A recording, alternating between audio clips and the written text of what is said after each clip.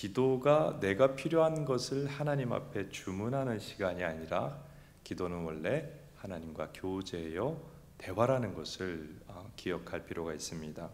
그리고 우리가 사람들과 관계에서도 단지 내가 어떤 원하는 것을 주문만 하는 그런 관계를 거래적 관계라고 하죠. 진정한 관계라고 말할 수가 없습니다. 하나님께도 내가 만일 원하는 것을 주문만 하는 것이 하나님과의 대화와 관계의 전부라고 한다면 하나님과 지금 거래적 관계를 맺고 있는 것이 되는 것입니다. 워런 워스비라고 하는 그 목회자는 당신의 기도가 응답되지 않는 이유, 당신의 기도가 응답되지 않는 이유라는 유명한 책을 썼는데, 실은 기도는 하나님께 내가 주문하는 것이 아니라 하나님의 주문을 받아들이는 것이다, 이렇게 이야기를 했습니다. 우리가 참 생각해 보아야 할 이야기인데요, 기도를 하나님께 드리는 주문으로 생각하는 사람들은 하나님을 나의 종이나 나의 심부름꾼으로 대하는 우를 범하게 될 수 있다. 하나님 우리 종이 아니죠? 심부름이 아니죠? 우리 주문을 응해줘야 되는 사람이 아니죠? 하나님 우리 왕이요 또 우리의 주이심으로 사실은 우리가 우리의 주문을 하나님께 아뢰기보다는 하나님의 주문을 우리가 받아들이는 자세가 필요하다는 것을 우리가 충분히 이해할 수가 있습니다. 물론 신앙이 초신자 단계에 있을 때는 내가 하나님 앞에 원하는 거 이야기하는 게 기도죠. 믿음이 어릴 땐 그래요. 그런데 믿음이 조금씩 성장하면서는 내가 원하는 것을 아뢰기에 앞서서 하나님의 뜻이 무엇인가를 묻고 그 뜻을 따라 기도를 하게 됩니다. 예를 들어 봅니다. 예수님께서 오늘 누가복음 22장 42절에 기도할 때 이렇게 기도하십니다. 같이 한번 본문을 한번 읽어봅시다. 시작. 이르시되 아버지여, 만일 아버지의 뜻이거든 이 잔을 내게서 옮기시옵소서. 그러나 내 원대로 마시옵고 아버지의 원대로 되기를 원하나이다 하시니. 예수님의 겟세마네 기도에서 우리는 굉장히 중요한 기도의 원리를 발견할 수 있습니다. 기도를 시작할 때 내가 원하는 것을 하나님께 아뢰는 것으로 얼마든지 시작할 수 있습니다. 하지만 결론은 아버지의 뜻대로 하소서가 되어야 한다는 것이죠. 내가 원하는 것으로 시작할 수밖에 없는 것이 우리의 한계일지 모르지만, 그러나 하나님이 원하는 것을 붙잡고 기도를 마무리하게 되는 것이 성숙한 기도의 모습입니다. 그래서 우리 기도가 기도함에도 불구하고 응답되지 않는 이유, 또 기도하다가 우리가 좌절하는 이유는 내 뜻대로 기도하는 데 머물기 때문입니다.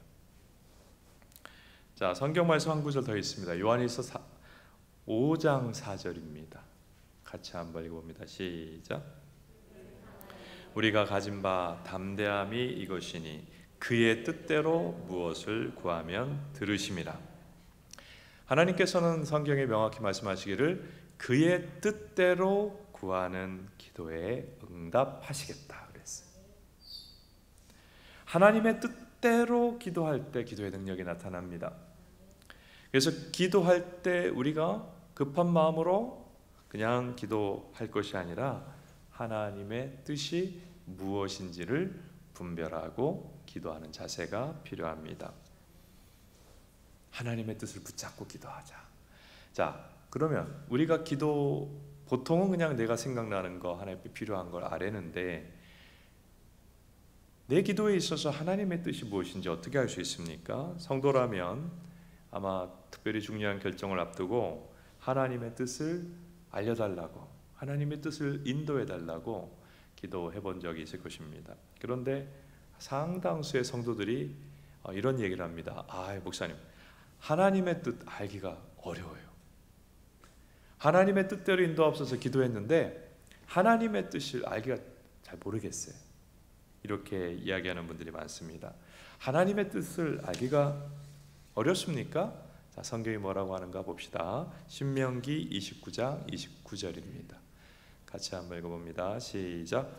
감추어진 일은 우리 하나님 여호와께 속하였거니와 나타난 일은 영원히 우리와 우리 자손에게 속하였나니 이는 우리에게 이 율법의 모든 말씀을 행하게 하심이니라. 하나님의 뜻이 지금 신명기 29장 계속 한번 보여주세요. 29절에 보면 크게 두 가지로 우리가 하나님의 뜻이 우리가 알 수가 있는데요. 나타난 일이라는 건 뭐죠? 이미 드러난 하나님의 뜻을 말하는 거예요. 그리고 감추어진 일, 감추어진 일. 감추어진 일은 29장 29절에 나오는 감추어진 일은 아직 우리에게 드러나지 않고 숨겨져 있는 하나님의 뜻을 말하는 것입니다. 그래서 나타난 일과 감추어진 일로 하나님의 뜻을 크게 구별해 볼 수 있는데 이미 드러난 하나님의 뜻, 이것은 성경에 다 기록이 되어 있어요. 자, 예를 들어서 어떤 사람이 결혼을 후회하고 있습니다. 그리고 배우자와 이혼을 고민하고 있어요. 해야 할 것인가 말아야 할 것인가. 그리고 하나님의 뜻을 구합니다. 이혼을 어떻게 할까요? 이 이혼을 어떻게 해야 됩니까? 근데 이것은 나타난 거예요? 감추어진 거예요? 나타난, 이미 하나님의 말씀 안에 이런 부분에 대한 하나님의 뜻이 드러나 있어요. 자, 마가복음 10장 9절입니다. 같이 읽습니다. 그러므로 하나님이 짝지어 주신 것을 사람이 나누지 못할지니라 하시더라. 하나님 모든 결혼을 하나님이 섭리하셨고 하나님이 결혼케 하셨다면 이혼하면 안 된다 하는 뜻이고요. 마태복음 5장 32절입니다. 같이 한번 읽습니다. 나는 너희에게 이르노니 누구든지 음행한 이유 없이 아내를 버리면 이는 그로 간음하게 하며 또 누구든지 버림받은 여자에게 장가 드는 자도 간음함이니라. 이혼할까 말까를 고민하는 성도가 있습니까? 그리고 하나님 뜻이 무엇인가를 알고자 하는 성도가 있습니까? 그런 분들에게는 더 기도하라고 할 필요도 없고 상의를 해보자고 할 필요도 없어요. 왜냐하면 이미 하나님의 뜻이 나타나 있어요. 성경에 명확하게 이혼은 하나님의 뜻이 아닙니다. 물을 필요조차 없는 거예요. 그런데 이미 나타나서 성경에 명확하게 나와 있는 것, 그거는 그 성경을 보고 분별하고 그 성경을 가지고 기도하면 되는 거예요. 그런데 우리의 삶에 성경에 분명히 말하지 않는 감추어진 일들이 있어요. 아직 하나님의 뜻이 온전히 드러나지 않은 가운데 있는 일들도 있어요. 성경에 기록되지 않은, 그런데 하나님의 뜻을 모르겠는 일들이 있어요. 성경에 드러나지 않은, 다 기록되지 않은 하나님의 뜻을 감추어진 뜻이라고 하는데, 감추어진 뜻에 또 크게 두 가지가 있어요. 하나님이 기뻐하시는 뜻과 하나님이 허용하시는 뜻이 있어요. 하나님이 기뻐하시는 뜻은 하나님이 마음에 합한 제일 좋은 길이에요. 하나님이 허용하시는 뜻은 마지못해 허락하시는 것을 말해요. 마지못해 허락하시는 것. 하나님께서 때로는 마지못해 허락하시는 일들이 있는데, 대표적인 것이 이스라엘 백성들에게 왕정 제도를 허락해 주신 거예요. 이스라엘의 왕을 세우는 것이 이제 사무엘서에 보면 막 이스라엘 백성들이 요구하잖아요. 하나님 뭐라 그러셨어요? 원치 않는다고 하셨어요. 내가 이 백성의 왕인데 왜 다른 왕이 필요하냐? 그런데 이스라엘 백성들이 아니라고, 우리도 다른 민족과 같이 왕이 꼭 필요하다고 너무 우기니까 하나님께서 마지못해서 왕을 세우는 것을 허락하신 것을 볼 수가 있습니다. 그래서 아직 성경에 명확하게 나타나지 않은 우리가 알기가 어려운 그런 하나님의 감추어진 뜻 가운데는 기뻐하시는 뜻과 허용하시는 뜻 두 가지가 있다. 아무튼 우리는 성경에 명확하지 않은, 그러나 우리 일상에서는 결정도 해야 되고 진행도 해야 되고 하나님 뜻이 무엇인가를 궁금해하는, 하나님의 뜻이 감춰진 영역에 있어서 우리가 알고 싶어하는 그런 사안들이 있습니다. 제 예를 하나 들어볼게요. 제가 성도들을 위해서 늘 기도하면서 기도하기가 난감한 때를 경험하게 될 때가 있습니다. 말기암이세요. 말기암인데 이 말기암이 매우 진척이 됐어요. 병원에서는 손을 쓸 수가 없어요. 자, 이런 분을 놓고 기도할 때 또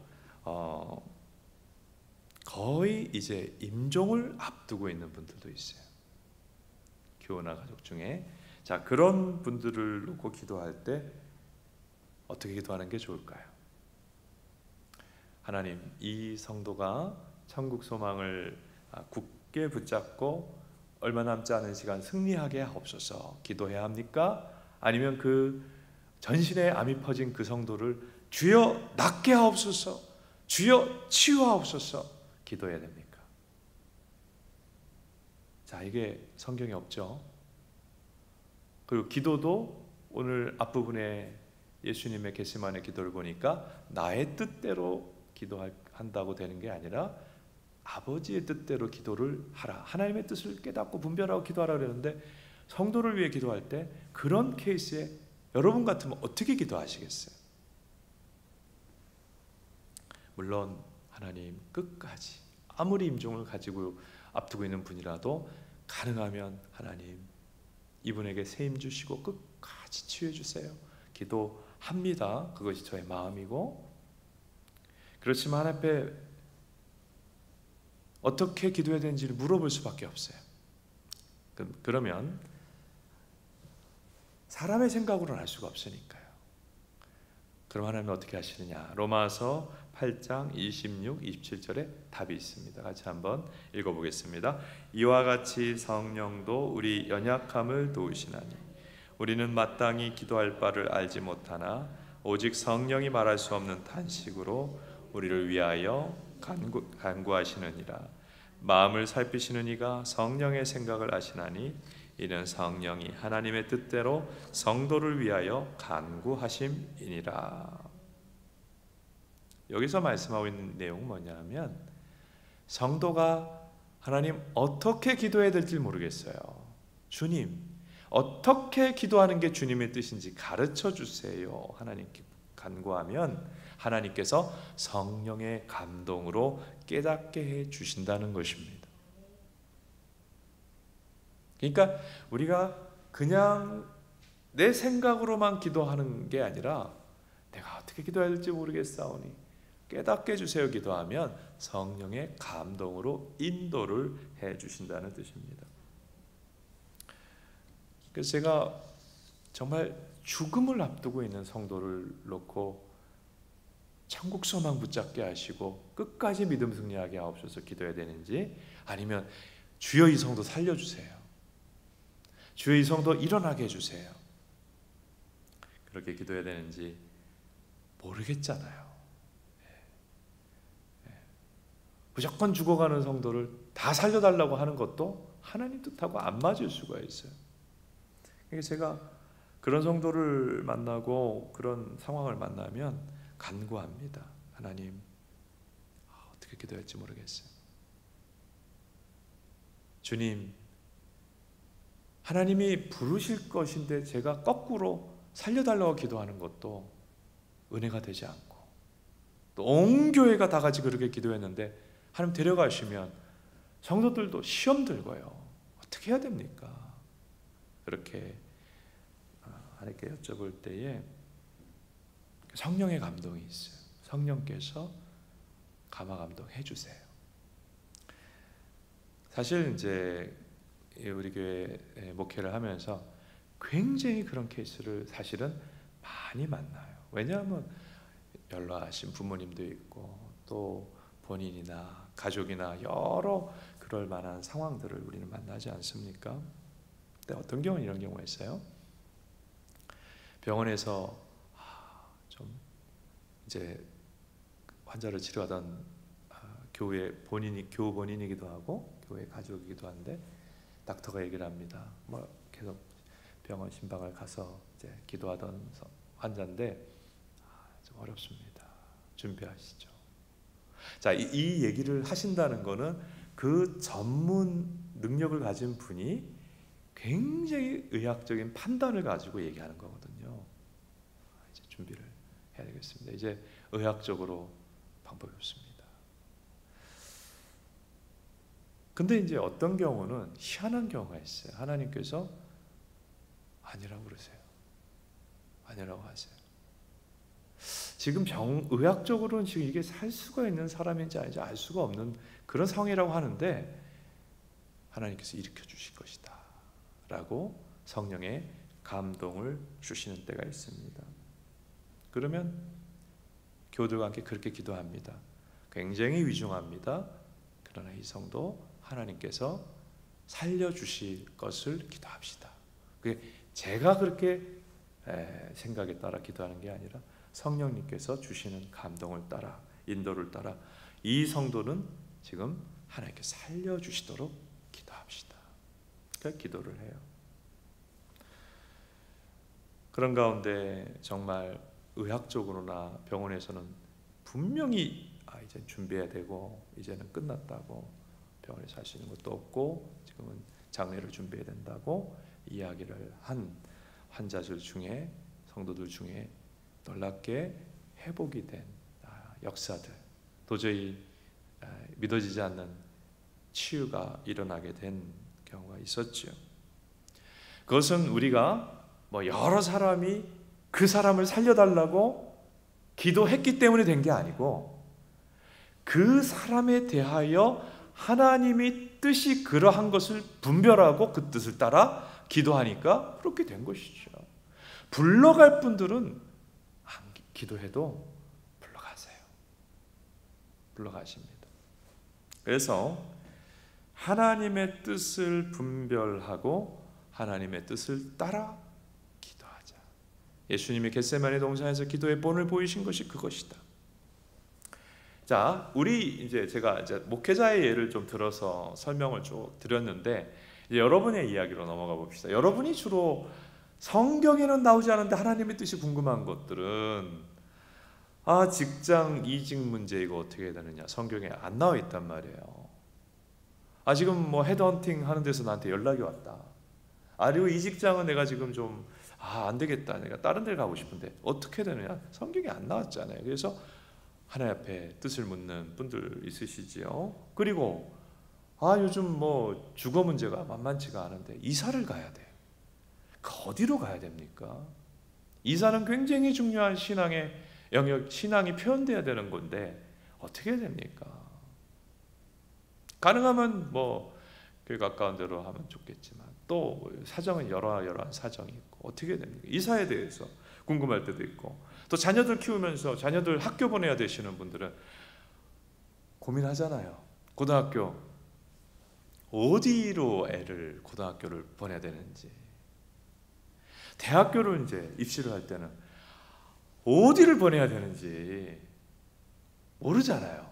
하나님의 뜻을 구하게 될 때가 있습니다. 여러분 중에 아마 오늘 이 자리에 온 분들 중에도 이거 중요한 본인의 일이에요. 근데 성경의 기록이 안 나왔어요. 이미 성경에 이야기하는 내용이라면 여러분이 저에게 만약에 물어보면 제가 명확하게 얘기해 드릴 수 있어요. 성경에 그 집사님이 말씀하시는 내용은 이렇게 써 있습니다. 그러니까 그거는 성경 보고 딱 정리하면 돼요. 근데 안 나와 있단 말이에요. 그래서 하나님의 뜻이 무엇인지 궁금해하는 그런 부분들이 있습니다. 하나님의 뜻을 알고자 할 때 잘 모르겠다 하는 얘기를 정말 많이 듣거든요. 목사님, 하나님의 뜻을 알고자 하는데 기도하는데 잘 모르겠어요. 자, 하나님의 뜻을 우리가 알고자 하는 데서 굉장히 중요한 관건은 뭐냐면 내가 순종하려고 알고자 하느냐입니다. 내가 정말 하나님의 뜻을 순종하려고 알고자 하느냐.